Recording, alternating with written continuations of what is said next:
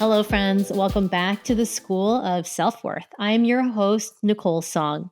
So I'm dipping in today for a quick mini episode about a topic that is so relevant and challenging, I find, for Asian American corporate women. And that is why your brain stifles your voice. Notice my use of the word your brain, because this is actually a learned pattern and behavior, and the more you can do to excavate why exactly your brain is holding you back in this area of your life, the faster you'll get the promotion and the life of your dreams. That's today's topic. I'm so excited to dig in. And also, we'll be sharing a really simple technique to help you start to move out of this pattern. Also, if you're an Asian American corporate woman who wants to master her emotions so she can manifest her promotion and the life of her dreams, DM me dream at Nicole Song on Instagram because I have got something for you. All right, let's dig into today's conversation. So, if you had a meeting recently at work where you are beating yourself up for not saying what you really wanted to vocalize in that meeting, there's a few things that are going on here. And so, I'll be sharing a strategy today that I teach my clients about owning their voice. And it's one that continues to be one of my favorites because it is so effective and one that I really had to practice for myself. But let's talk first about why you stifle your voice. More specifically, why your brain stifles your voice. So, Asian American kids usually grow up learning that group harmony is more important than the individual. And you were supposed to prioritize everybody else other than yourself. That included your grandparents and your parents and your siblings and your neighbors and your friends and your teachers, like all the people who are in your community. And so you probably tried to show that you were participating in this by showing your value contributing. And the way you contributed was by working really hard in school, getting good grades, making your parents proud, choosing a college and a career that they approved of. And I remember when I was in the teenage years and trying to figure out what I wanted to do. And I went on a dinosaur dig in Utah, which I don't think I've ever shared before on the podcast. So I went and I dug up a raptor in near Arches National Park in Utah. It was like this really epic experience. And I got super obsessed with dinosaurs. So I wanted to go to Berkeley to study basically rocks, right? To study geology. And my dad was like, no, this is not a practical career. You cannot do the study of rocks in the past. And so I was like, all right, fine. So I went off to college and I'm like looking around, what am I interested in? And then my next option was I want to study classics because it was still archaeology, it was still, history, all of these things. And he was also a no for that one, which I look back now and I think it's so funny because he said no to those things. So when I decided to be a comparative literature major and a journalist, that sounded so much better and was such an improvement for him. But that was my experience about, looking at how I wanted to make sure group harmony was above myself. Like I had these interests, but I was much more into making sure that I had my parents' approval, that everybody was going to be okay, like that people would be like, "Oh, Nicole's doing something that air quote, fits the mold for interesting, not journalism is not lucrative, but something that feels prestigious enough in society." And so basically, you might have had a very similar experience where the group is more important than your individual desires. So, this is the setup for all of us when we're kids and get into high school age. And then you go into corporate America.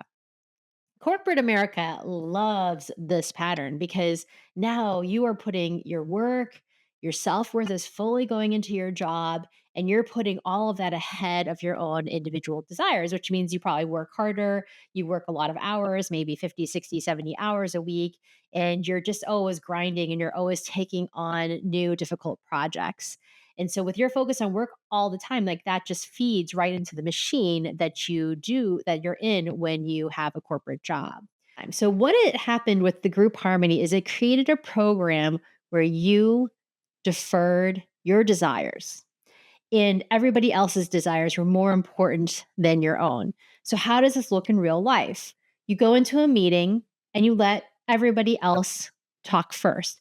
It doesn't mean you're going in intending not to say anything, but you're just making sure everybody else gets to say before you chime in, if you do chime in at the end. And so you're letting everybody else present their opinions, their ideas. And then what happens all of a sudden the meeting is over, the time is up, and you haven't said anything. I know I had this pattern for a very long time, and I had to learn to shift it with the technique I'm going to teach you today.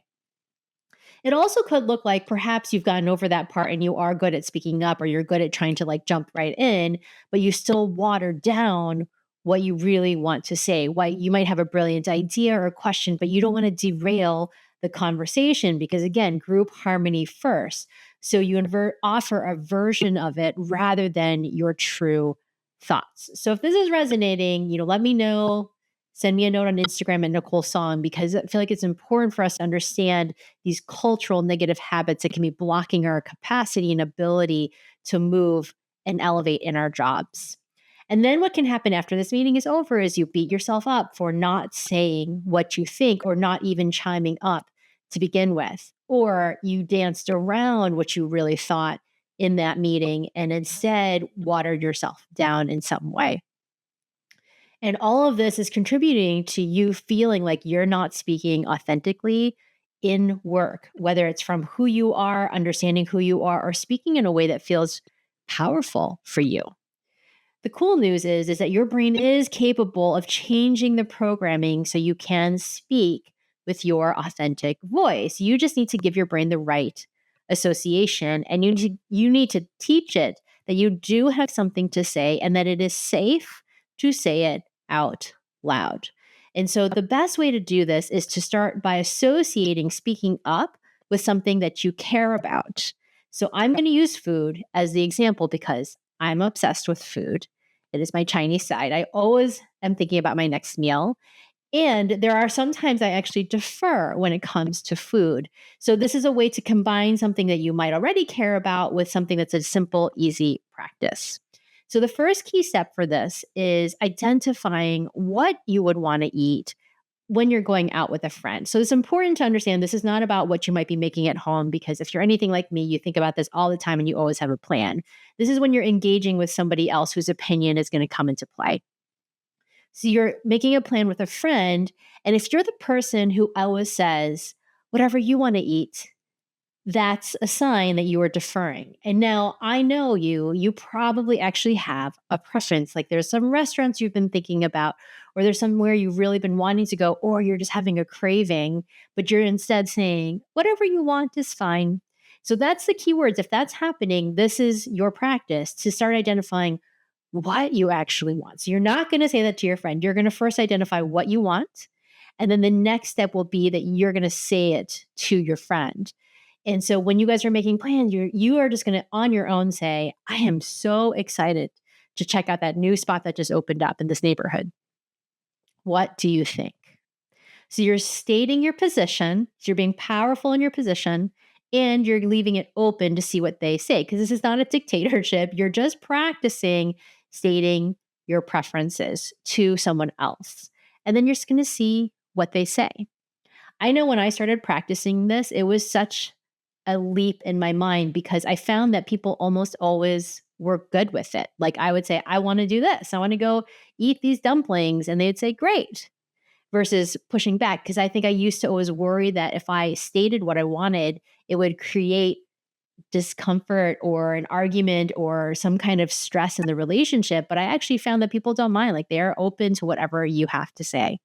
So this practice, once you start to do it consistently in your personal life, shows and teaches you that you actually have something to say that's true to you in your work life. And you have to practice it to stop deferring to others. So stop deferring to others in your personal life with your friends when you're going out for food, and stop deferring also in your work environment. And you're doing this by associating saying what you want to a safe situation where you're working with your friends. No one is reactive. No one is upset when you say what you want to eat. And then you move it to the work environment where people might push back a little bit, but you have now taught your brain that it is safe for you to speak what you think. It is a seriously valuable way to give up the program that's keeping you from sharing yourself fully at work, and in your life.